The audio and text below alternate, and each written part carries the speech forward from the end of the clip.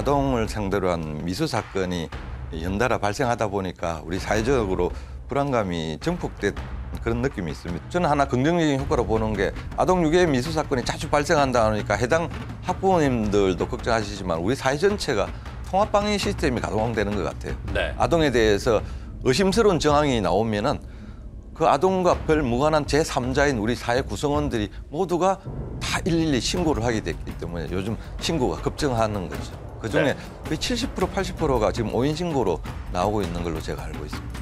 아동 범죄는 워낙 중대한 범죄고 또 2차, 3차 피해가 바로 이어지는 범죄이기 때문에 네. 이게 단 한 건 발생하더라도 경찰청 차원에서는 엄정하고 중대하게 가장 발빠른 수사 체제를 갖추고 대응을 할 필요가 있는 거죠. 실시간 재난안전 정보방송 재난안전 119 안전토크 시간입니다. 우리나라에 이분이 없었다면 지금의 과학수사도 없었을 겁니다. 윤회출 전 경무관님 나와 주셨습니다. 어서 오십시오. 네, 안녕하십니까. 오래간만에 뵙습니다. 얼마 네. 만에 지금 이 스튜디오에 오시는 건가요?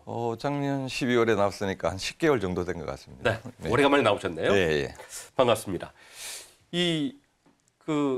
경무관님께서 근무하셨을 당시가 1990년대 가장 왕성하게 이제 그 일을 하시던 시절이고 2000년대, 2010년대 이렇게 이제 쭉 활약을 하셨던 걸로 알고 있는데 서울시경 시절에 처음으로 이 과학 수사와 관련되어 있는 조직을 만드셨다고요? 예. 그 당시 상황을 좀 설명해 주십시오. 예, 제가 경찰 수사 파타에 한참 활동하던 시기가 90년대, 2000년대 시기인데요. 그때 당시 거의 범죄와의 전쟁이라고 불릴 정도로 일반 시민들의 안전을 위협하는 범죄가 정점을 치달을 때입니다. 특히 그중에서도 가장 위협을 느끼는 강력범죄, 네. 보통 말하는 살인, 강도, 강간, 아동 유괴 범죄 같은 이런 사건들이 정점을 치닫는데 우리 그 사건을 해결하는 우리 형사들이 너무나 힘들게 범인을 잡고 네. 또 어떤 경우에는 범인을 못 잡아서 장기 미제로 흘러가서 또 국민들이나 시민들한테 불안감을 주고 해서 그 원인이 뭐냐. 그래서 FBI와 수사 체제를 비교했더니 우리나라에는 형사만 있고 과학수사 파트가 없는 거예요. 네. 그래서 과학수사 파트를 기획해서 2000년대에 과학수사 파트를 만들었고 그게 지금 20년이 지나서 지금 우리 경찰의 과학수사 수준은 거의 세계 최고 수준으로 올라가서 다른 모든 국가에서 오히려 우리한테 과학수사 기법을 배울 정도로 와 있고 지금 현재 우리 시민들이나 국민들도 강력범죄로 민생 치안 불안이라는 단어가 요즘 사라지게 되는 계기가 이 과학수사 파트 역할이 아닌가. 그래서 제가 좀 뿌듯하게 생각을 하고 있고 경찰 일원으로서 한 역할을 한 것 같아서 기분이 좋습니다. 특히나 이제 90년대 불씨를 당했던 것이 사회 풍조가 바뀌면서 뭔가 범죄 양상도 달라졌기 때문에 그런 것들이 꼭 필요했겠습니다. 많이 달라졌죠. 이게 과학수사 파트가 있음으로 해서 범인 근거도 유용해졌지만 억울하게 이래 피의자로 몰려서 억울한 옥살이를 하는 그런 억울한 사람들이 또 이 과학수사 체제가 발달하면서 최근에 우리 기자님도 보신 적 없잖아요. 우리 경찰 수사에 억울한 피의자를 만들었다. 이게 과학수사라는 게 증거를 위주로 수사를 하는 거기 때문에 거의 99% 확실한 용의자와 피의자를 근거하는 데 일조를 하는 거죠. 여러 가지 범죄 말씀을 해주셨습니다만 유괴 말씀을 하셨으니까 유괴 이야기를 좀 해보도록 하겠습니다. 제가 최근에 유괴가 많아지고 있다, 유괴가 생기고 있다 이런 이야기 뉴스를 듣고 나서 좀 깜짝 놀랐습니다. 예전에는 그 영화로도 나오고 그래서 유괴가 있었는데 최근에도 이런 그 사건 그 범죄들이 생기고 있나요? 예, 아동을 대상으로 한 범죄는 그 통계상의 유의미한 증가나 이런 것들 없지만 최근에 아동을 상대로 한 미수 사건이 연달아 발생하다 보니까 우리 사회적으로 불안감이 증폭된 그런 느낌이 있습니다. 그리고 많은 불안을 느끼고 있고요. 그렇지만 통계상으로는 많은 변화가 없습니다. 하지만 아동을 대상으로 한 범죄는 통계상으로 증가하든 하지 않든 우리 경찰 입장에서 보면은 아동 범죄는 워낙 중대한 범죄고 또 2차, 3차 피해가 바로 이어지는 범죄이기 때문에 이게 단 한 건 발생하더라도 경찰청 차원에서는 엄정하고 중대하게 가장 발빠른 수사 체제를 갖추고 대응을 할 필요가 있는 거죠. 특히 요즘같이 사회적 불안이 학부모들이 아이들을 학교로 보내고 불안감을 느낄 때는 가장 빠른 선제적인 조치로 시민이나 국민들의 불안감을 좀 누그러뜨릴 필요가 경찰청의 의무인 거죠. 네, 맞습니다. 지금 뉴스 보도를 보니까 미성년자의 그 유괴 범죄가 말이죠. 연간 173건 정도 되고 있다. 이런 보도가 나오고 있고요. 또 전국의 검찰청에서도 유괴 사범에 대해서 이 엄정 대응하겠다라고 지금 이야기를 하고 있습니다. 그만큼 상황이 좀 중대한 거죠. 그렇죠. 그렇게 보는 거죠. 예. 사실상 아동 범죄는 초동 수사가 중요하기 때문에 초동 수사 때 실패를 하게 되면은 이게 아동 실종 사건이나 아동 유괴 사건을 해결하기가 힘들어집니다. 이게 미수라 하더라도 반드시 지금 경찰청에서 지시해서 현장에 가서 피해자의 진술을 확보해서, 왜 미수라 하더라도 그 아동 대상 범죄는 그 모의를 한 이상 성공할 때까지 실행하는 확률이 높기 때문에 네. 미수 현장이라도 현장에 나가서 초동 수사 단계에 전자적 증거도 확보하고 목격자 진술도 확보하고 CCTV나 이런 블랙박스 자료를 초동 수사 때 확보하지 않으면은 상당히 실종 아동을 수색하거나 다시 피해 회복을 하는데 수사의 진전에 있어서 상당히 애로를 겪게 돼 있습니다. 네.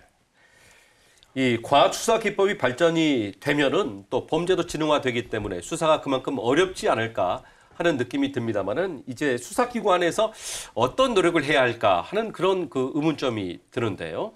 이게 아동 범죄는 100% 금거돼야만 예방 효과가 있습니다. 그래야 아동을 대상으로 한 중대 범죄를 저지르고자 하는 어떤 범행 심리를 억제시키는 효과가 있으니까요. 네. 그래서 수사기관에서는 아동 범죄 발생하면은 최초에 선제적으로 국민들의 불안감을 잠재울 수 있는 모든 노력을 선제적으로 하게 돼 있습니다. 근거만이 예방에 가장 큰 효과이니까요. 그래서 수사기관이 초동 수사가 그만큼 중요하고 현장에서의 활동이 아주 중요한 거죠. 네, 알겠습니다. 일단은 사건으로 아이들을 홀로 두기 불편한 학부모들은 순부원을 또 정해서 등하굣길을 살핀다고 하는데요. 어떤 일이 있었는지 저희가 준비한 영상을 먼저 함께 보시고 이야기를 계속 나누도록 하겠습니다. 서울 서대문구의 초등학교 인근 도로입니다. SUV 한 대가 서서히 속도를 줄이더니 길가에 멈춰섭니다. 그리고 얼마 뒤 차량 옆을 지나던 초등학생 2명이 갑자기 다름박질합니다. 차가 지나간 뒤에도 불안한 듯 그 자리를 몇 번 확인하다 다시 빠르게 뛰어갑니다. 지난달 28일 20대 남성 3명이 하굣길 초등학생들에게 집에 데려다 주겠다며 말을 거는 장면입니다. 이곳이 피의자들이 범행한 장소입니다. 대낮에 도로 한복판에서 유인을 시도한 겁니다. 그로부터 이틀 뒤 첫 신고를 받은 경찰은 범행 차량을 찾지 못했고 범죄 관련성이 확인되지 않았다고 밝혔습니다. 피해자가 기억하는 차종과 실제 범행에 쓰인 차가 달랐다는 이유였습니다. 결국 인근 학교에서 주의 통지문이 발송되고 추가 신고가 들어온 뒤에야 CCTV를 더 확보해 차량을 특정할 수 있었습니다. 처음 제공된 정보에만 잘못 생각을 한 거죠. 주변에도 분명히 확인할 수 있는 CCTV가 있었으니까 소동 조치 상황에서 하지 않았다. 그것은 좀 비판받을 대목이 아닌가. 경찰의 입장이 바뀌면서 학부모들의 불안은 더했습니다. 그냥 단순히 해프닝인 줄 알았어요. 안심됐다가 또 다시 좀 긴장해야겠다 이런 생각도 들고. 피의자들은 학생들을 실제로 차에 태울 의도는 없었다며 단순한 장난이었다고 주장했습니다. 실제로 유괴할 의도 있었습니까? 왜 3번이나 범행 반복했습니까? 경찰은 사안이 중대하다고 보고 일당 3명 중 2명에 대한 구속영장을 신청했습니다. 제주 서귀포시의 한 초등학교 인근 도로. 학교를 마친 초등학교 여학생이 혼자 걸어갑니다. 여학생이 다가오는 걸 본 승용차 한 대가 후진하며 자리를 잡습니다. 몸을 숙여 운전자가 건넨 말을 듣던 여학생. 뭔가 이상한 낌새를 채고 번호판을 확인하려 승용차 뒤쪽으로 향합니다. 그러자 승용차는 길을 가로질러 사라집니다. 너 알바할래? 그러면 했대. 너 알바할래? 그러면서 회색차 저쪽으로 올라갔어요. 여학생은 곧바로 경찰을 찾았습니다. 경찰은 피해 현장 주변 파출소를 직접 찾은 피해 아동의 신고를 받고 이 CCTV 영상 등을 분석해 3시간여 만에 이 남성을 긴급 체포했습니다. 차량 모습과 색상 등을 경찰에 전해준 게 검거에 큰 도움이 됐습니다. 붙잡힌 30대 남성은 회사원으로 10여 년 전에도 미성년자를 강제추행해 복역했던 것으로 드러났습니다. 피의자는 단순히 생리 현상을 하는데 옆에서 좀 망을 봐달라는 취지로 진술하고 있는데 약간 좀 변명을 하고 있습니다. 경찰은 이 남성에 대해 유괴 미수 혐의로 구속영장을 신청하고 등하굣길 순찰을 강화하기로 했습니다.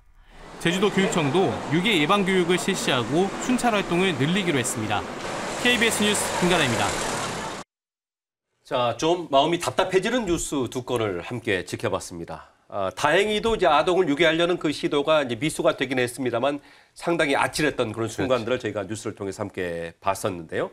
사건 개요에 대해서 내용을 간략하게 소개를 해주시겠습니까? 예. 언론 보도된 대로 서울의 한 초등학교와 공영주차장 근처에 20대 남성 3명이 차량을 이용해서 하교하는 아동들에게 집에 데려다 준다고 유인을 했다가 아이들이 도망가는 바람에 미수에 그쳤는데 이게 신고가 돼서 경찰이 현장에 처음 출동을 했지만은 잠깐 머물렀던 차량의 확인이 아이들한테 시도하는 게 짧은 순간에 유괴 시도하는 것들이 CCTV에 확인이 되지 않으니까 오인 신고를 해가 1차 종결을 했다가 근처 인근 초등학교에 있던 학교에서 그런 유사한 사례가 나오니까 학부모들에게 주의하는 가정통신문을 발송을 했고 그 통신문을 접한 학부모들이 수차례 그런 유괴 미수 시도가 있었다는 대차 신고가 들어오자 경찰이 범행 당일날 그 일대 주변의 CCTV를 모두 확인한 결과 이 두세 차례 똑같은 시도를 한 정황이 나왔고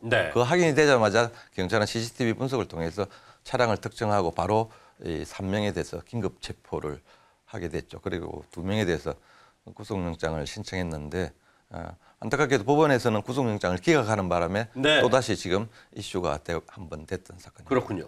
그리고 이제 제주도 사건도 간략하게 좀 소개를 해 주시겠습니까? 아주 그 아이가 대처를 좀 잘한 것 같은데요. 그렇죠.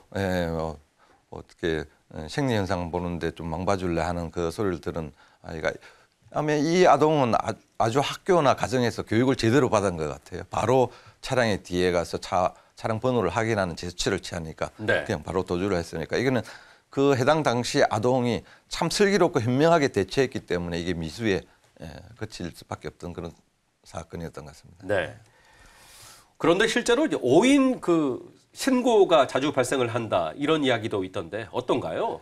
최근에 이게 아동 범죄에 대한 아동 유괴 미수 사건이 계속 집중적으로 보도가 되고 있고 하니까 우리 사회에 많은 사람들이 관심이 집중이 되는 것이죠. 그 불안감도 좀 커지는 것 같습니다. 불안감도 적응되고 저는 하나 긍정적인 효과로 보는 게 아동 유괴 미수 사건이 자주 발생한다 하니까 해당 학부모님들도 걱정하시지만 우리 사회 전체가 통합방위 시스템이 가동되는 것 같아요. 아동에 대해서 의심스러운 정황이 나오면은 그 아동과 별 무관한 제3자인 우리 사회 구성원들이 모두가 다 112 신고를 하게 됐기 때문에 요즘 신고가 급증하는 거죠. 그중에 거의 70% 80%가 지금 오인 신고로 나오고 있는 걸로 제가 알고 있습니다. 그 피의자 3명이 지금 뉴스에도 잠깐 나왔는데 그 전날 이제 술을 같이 마셨다는 거 아닙니까? 그리고 그 범죄가 그 시도가 사실 장난이었다. 이렇게 말도 안 되는 이야기를 하지 않았습니까? 경무관님께서 보셨을 때는 어떻게 느끼셨습니까? 지금 이 아동 범죄 관련해서 피의자들을 만나보면 대부분 초창기에 자기 고의성을 회피하기 위한 불리한 진술을 하지 않고 고의성을 회피하기 위한 대부분의 진술을 하게 되는데요. 이 피의자들은 경찰이 바로 긴급 체포를 했지 않습니까? 그 긴급 체포한 수준까지 가게 된 것은 아마 추가로 그 공모한 정황이나 그리고 그 두세 차례 미수에 거쳤던 똑같은 시도했던 상황이 나오고 또 아마 전자적 증거로 CCTV나 블랙박스 같은 것들을 경찰 측이 확보를 했기 때문에 충분한 증거를 확보했기 때문에 고의성을 입증할 충분한 증거를 확보했기 때문에 긴급 체포를 하고 구속영장을 신청하지 않았나. 그래서 이 친구들이 술을 먹고 장난삼아 했다라는 말은 아마 그 자체가 엎을 수 있는 경찰 수사로서 엎을 수 있는 그런 상황입니다. 그 이야기를 듣는 것만으로도 학부모들이 굉장히 화가 더 날 수밖에 없는 그런 대답이 아니었나 하는 느낌이 들었고요. 자, 글쎄요. 이제 서울 사건도 그렇고 제주 사건도 그렇고 모두 이제 차량을 이용해서 그 뭔가 범죄를 시도했다는 것이 좀 특이할 만한 내용이 아닌가 싶은데 차량이 많이 이용되나요? 거의 대부분이 차량이 이용됩니다. 아동 관련 범죄는 제가 서울시경 강력계장을 근무했을 때 그때는 아동 유괴 범죄가 상당히 많이 발생했는데 거의 대부분이 차량을 통해서 범행을 저지릅니다. 그 이유는 아동은 이렇게 통제 대상이 되지가 않습니다. 그래서 아동을 유괴하려고 모의를 한 친구들이 이 아동에 대한 통제가 불가능하고 또 일반인에게 쉽게 노출이 되다 보니까 가장 빠른 시간 내에 가장 빨리 범행을 성공을 하려면은 차량이 반드시 필요하고 거의 90% 이상 차량을 이용한 아동 범죄를 하고 있는 그런 네. 실정이었고. 그 제주도의 경우를 보니까요. 경찰에 붙잡힌 이 피의자가 10년 전에도 미성년자를 강제로 추행했던 적이 있었다. 이렇게 지금 나오고 있잖아요. 그리고 다시 이렇게 이제 범행을 저지르다가 미수에 그쳤는데 이런 경우에 이제 처벌 규정이 어떤지 좀 궁금해지는데요. 예, 제가 보기에 제가 강력계장으로 근무할 때도 아동 범죄에 관련해서 성범죄 목적의 아동 범죄는 대부분 소아기호증 환자에 의해서 이루어지는 겁니다. 이 소아기호증이라는 게 아동을 대상으로 강한 성적 욕망이나 충동을 느끼는 그런 정신병자에 의해서 이루어지는 아동 성범죄이기 때문에 아마 이 10년 전에 그런 미성년자 추행 전과가 있다면은 이 범죄자도 아마 그런 강제추행의 재범의 그 위험성이 높고 치료를 받아야 할 대상으로 보고 이게 미수에 그쳤다 하더라도 아동 관련 범죄는 유괴미수는 형법상 미수범 처벌 조항이 있습니다. 네. 그리고 다른 범죄의 미수범 같은 경우에는 벌금형이 대부분이지만은 아동 범죄는 워낙 중대한 범죄라서 미수범 처벌 조항도 있고 또 미수범 처벌을 할 때 벌금형보다는 실형 그러니까 처벌 수위가 아주 강하게 규정되어 있기 때문에 이 미수에 그쳤다 하더라도 이 피의자는 상당히 높은 처벌을 받을 가능성이 높습니다. 네. 그 최근에 발생한 유괴 사건을 보니까 주로 이제 성범죄를 목적으로 하고 있다 하는 그런 보고가 지금 계속 나오고 있습니다. 소아기호증 말씀도 해주셨습니다만은 이렇게 이제 아동 유괴 범죄가 과거와 좀 양상이 달라지고 있는 것들 어떻게 느끼십니까? 그렇죠. 90년대, 2000년도의 아동 범죄는 거의 90%가 아동을 납치해서 부모에게 금품을 요구하는 그런 아동 유괴 네. 범죄였습니다.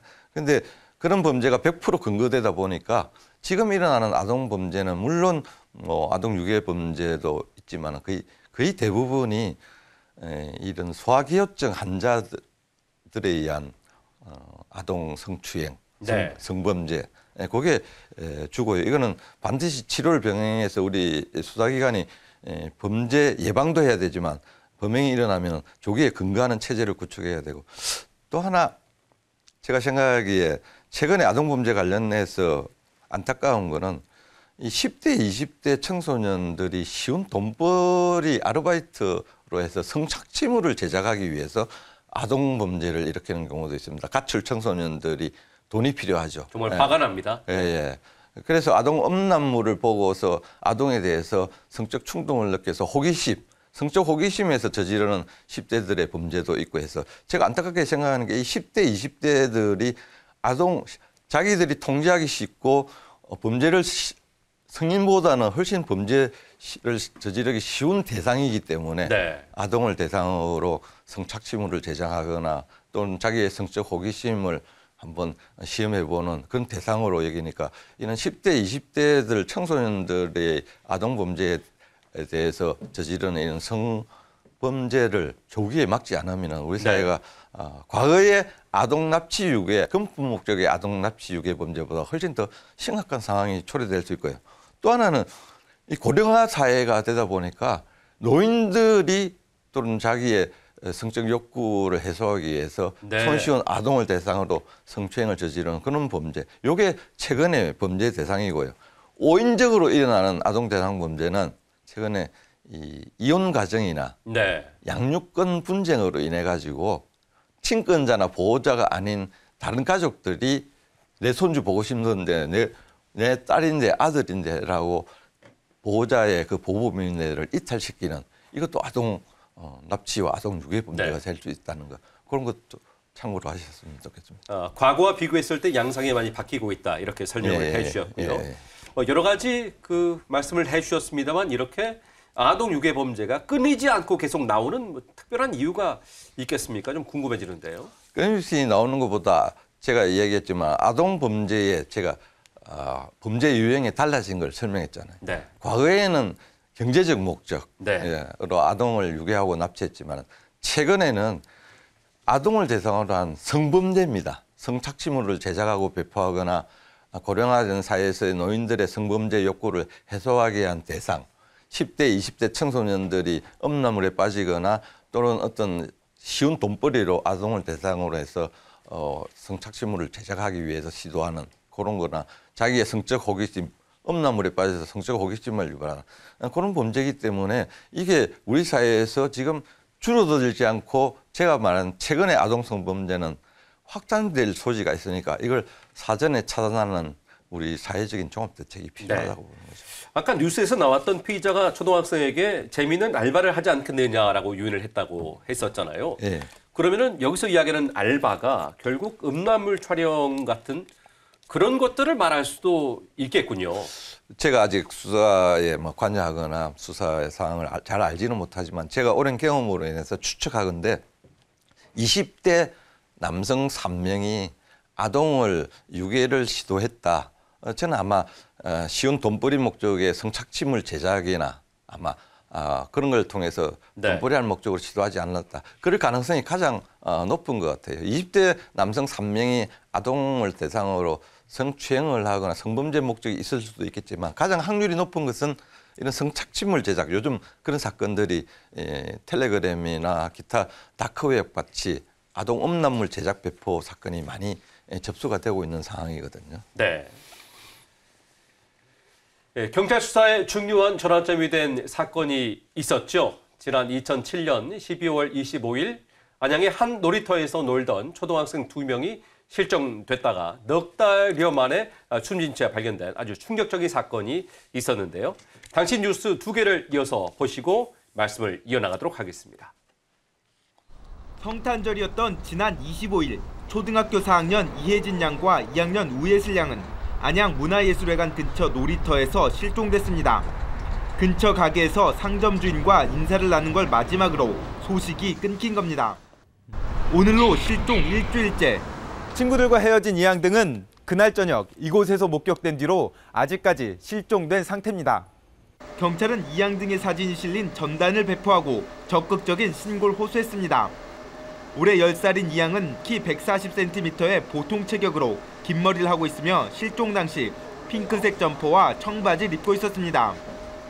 단발머리를 한 8살 우 양은 132cm의 키에 마른 체격으로 당시 빨간색 티셔츠와 감색 점퍼, 검정색 운동화를 신고 있었습니다. 경찰은 단순 가출에서부터 조난, 범죄 관련성까지 모든 가능성을 염두에 두고 수색과 탐문 수사를 벌이고 있습니다. 경찰이 오늘 정 씨가 시신을 버렸다고 지목한 장소를 수색했지만 성과는 나오지 않았습니다. 일단 범행을 부인해오던 정 씨가 어린이를 살해하고 시신을 매장한 사실은 인정했다는 얘기입니다. 경찰은 그러나 시신을 유기한 장소 등에 대한 정 씨의 진술이 오락가락하고 있다고 밝혔습니다. 정 씨가 지목한 곳은 경기도 시화공단 일대와 하천변, 간석지 등입니다. 이곳에 형사대와 전 유경 300여 명이 급파돼 현장 수색을 벌였지만 시신을 발견하지 못했습니다.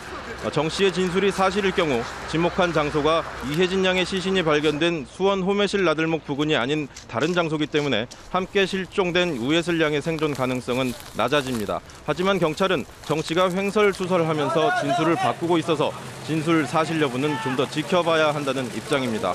경찰은 또 정 씨를 조사하는 과정에서 범행 동기나 장소, 방법, 목적 등에 대해 정 씨가 진술을 부인하거나 번복하고 있어 아무것도 밝혀진 게 없다고 설명했습니다. 경찰은 날이 어두워지면서 시신 수색을 중단하고 밤샘 조사를 통해 시신 유기 장소와 범행 전모를 추궁할 계획입니다. 지금까지 초등학생 실종 살해 사건 수사본부에서 KBS 뉴스 송영국입니다. 당시에 정말 대단했던 그런 이슈를 뿌렸던 그런 뉴스를 함께 보셨습니다. 더군다나 검거된 피의자는 그 숨진 아이들과 한 동네 살았던 사람이었다라고 해서 더 큰 충격을 주지 않았습니까? 예. 그 이 100m 이내에 피해자 주택과 가까운 곳에 자기 주거지가 있었죠. 네. 예. 그 관련된 내용을 다시 한번 소개를 해주시겠습니까? 예, 이게 2007년도 크리스마스 날 발생한 걸로 제가 기억이 됩니다. 저는 서울시경 강력계장이었으니까 네. 이게 타관 내에서 발생한 사건이지만 워낙 이슈가 됐고 중요했던, 그리고 3개월 동안 미제로 있다가 시신이 발견되면서 그때 사회적으로 파장이 컸던 사건이고 또 너무 충격적이었잖아요. 피해자가 또 아동들이고 그것도 시신 안 매장한 거나 기타 시신의 상태, 유기 상태가 참 참혹했기 때문에 네. 상당히 우리 사회적으로 엄청난 이슈가 됐던 그런 사건이었습니다. 예. 결국 마찬가지입니까? 그 피의자 같은 경우에도 그 범죄를 저질렀을 때도 뭔가 그 정신적인 문제가 좀 있었던. 제가 보기에는 당시 그렇습니까? 피의자가 대리운전 기사였는데 술과 본드 같은 것도 많이 흡입하고 특히 여성에 대한 혐오감이나 이런 정서가 배신감, 혐오감이 아주 증폭돼 있던 그런 피의자였고요. 특히 이 아동에 대해서 성추행을 하고 살해를 했다는 것은 제가 전반부에 말씀드렸던 소아기호증 환자에 달할 정도의 정신병적인 어떤 그런 증상을 보인 그러니까 이 안양 아동 실종 사건, 살인 사건이 이 대한민국의 아동 보호에 대한 우리 사회적 관심을 아주 증폭시키고 이 아동 보호에 대해서 국가나 사회가 아주 깊숙하게 개입해야 된다라는 전환점이 됐던 그런 사건이었죠. 이 사건 이후에 그 실종 아동법에 따라서 경찰이 아동이 실종되면은 바로 이 수색을 하게 되고 공개 수색을 진행하는 그런 절차까지도 바뀌었고요. 그 뒤로는 이 아동 실종과 관련해서 지금도 하고 있지만 지문 사전 등록제라는 거 들어보셨죠? 경찰에서 네, 들어봤습니다. 실종 아동을 조기에 찾고 발견하기 위한 그런 제도 이런 것들이 도입되고 아주 상당한 많은 변화가 있었던 그런 사건입니다. 네. 이 성범죄자의 경우에는 뭐 전자팔찌를 그 채운다든지 아니면은 또 여러 가지 신상 공개를 한다든지 이런 방식으로 그 재범을 막기 위한 그런 노력들을 하고 있지 않습니까? 현재 그런 그 재범을 좀 줄이려는 노력을 하고 있는데 현재 상황은 좀 어떻게 달라지고 있습니까? 그렇죠. 아동 범죄 피의자들에 대해서 중한 처벌, 실형을 내리고 또 출소 외에는 전자팔찌를 부착하고 엄격한 관리를 하고 있습니다. 하지만 이게 하나의 정신병력이잖아요. 정신병자잖아요. 아무리 관리하고 하더라도 아동에 대한 범죄를 예방하는 게 중요하지 발생하고 난 후에 피해 회복이 되지 않는 범죄입니다. 그래서 제가 보기에 제가 미국 대사관에 근무할 때도 조금 느껴본 거지만 선진국 체제처럼 우리가 이런 소아기호증 환자같이 끊임없이 재범을 저지르는 특히 아동을 대상으로 재범을 저지르는 이런 범죄자에 대해서는 치료가 병행돼야 된다고 봅니다. 이게 하나의 병이기 때문에 그 부분에서는 우리나라가 너무 취약한 것 같고 이 아동범죄 대상은 기회만 주어지면은 언제든지 재범할 우려가 상당히 높은 범죄입니다. 네. 그래서 이런 아동을 대상으로 한 추가 범죄나 기타 그런 범죄 자체를 예방하려면은 이런 범죄를 저지르고 싶어하는 이런 소아기호증 환자, 아동을 대상으로 성추행 욕구를 느끼는 이런 범죄자들에 대한 치료 체제가 빨리 좀 완벽하게 구축이 돼야 되지 않을까 네. 그 얘기를 하고 싶습니다. 지금 말씀을 계속 해주신 대로 이제 안양 초등학교 유괴 살인 사건 이후로 뭔가 우리의 시스템을 바꿔야 되겠다는 노력들이 계속 좀 진행이 된 걸로 알고 있고요. 아동 안전 지킴이 집과 관련돼서 또 말씀을 좀 나눠보고 싶습니다.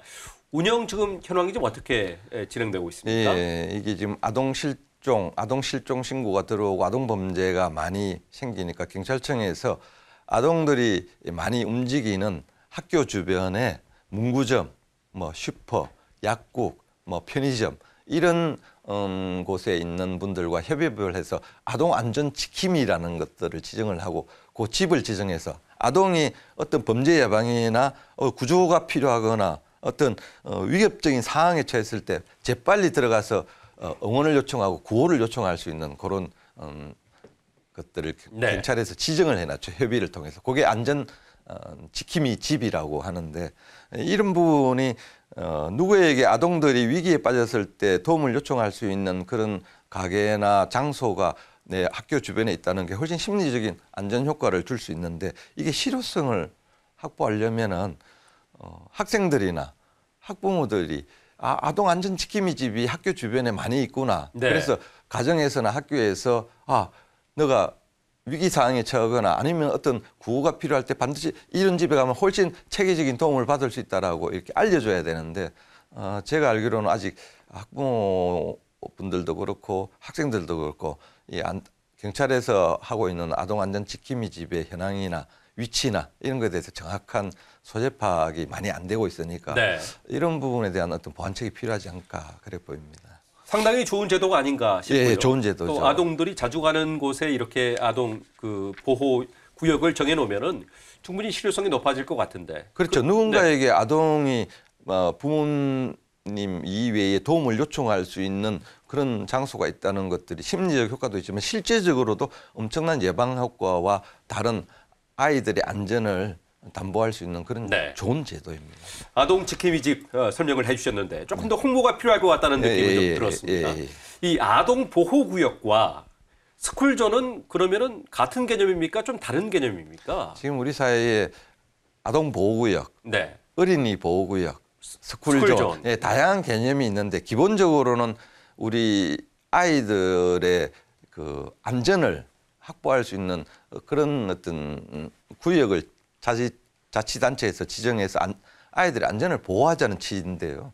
아동보호구역은 보통 주로 학교나 유치원, 놀이공원 이런 아이들이 많이 이동하는 동선상에 교통안전으로부터 아이들을 보호하기 위한 그런 취지가 상당히 높습니다. 물론 CCTV를 설치해서 범죄 예방 효과도 있지만 학교 주변의 아동보호구역이라는 것이 그 지역을 지날 때에는 차량을 30km 이하 과속이 금지되고 또 근처에 아이들의 사고를 대비하기 위해서 불법 주정차가 금지되고 만약에 아동보호구역 그 내에서 아이들을 다치게 하는 사고가 생기면 이건 도로교통법에 처벌을 받는 것이 아니라 특가법, 특정범죄 가중처벌법으로 아주 처벌도 2배, 3배 강하게 처벌하자는 그런 아이들의 안전을 담보하는 구역이 아동보호구역입니다. 실제로 놀이공원 같은 아이들이 많이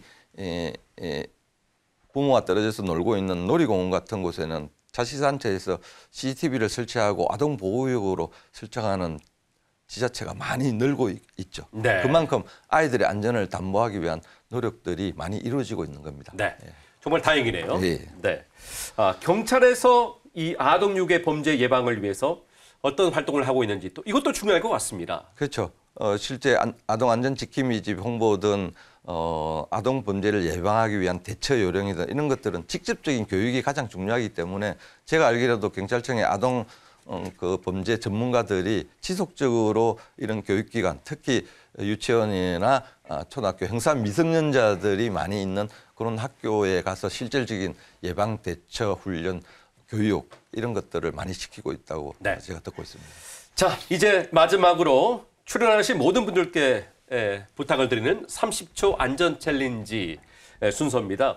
오늘은 재난안전119를 시청하시는 분들이 모두 학부모님들이 많으실 테니까 유괴 예방을 위해서 학부모들이 내 아이들을 위해서 할 수 있는 것이 무엇이 있을지 30초 동안 이 카메라를 보시고 말씀을 해주시면 되겠습니다.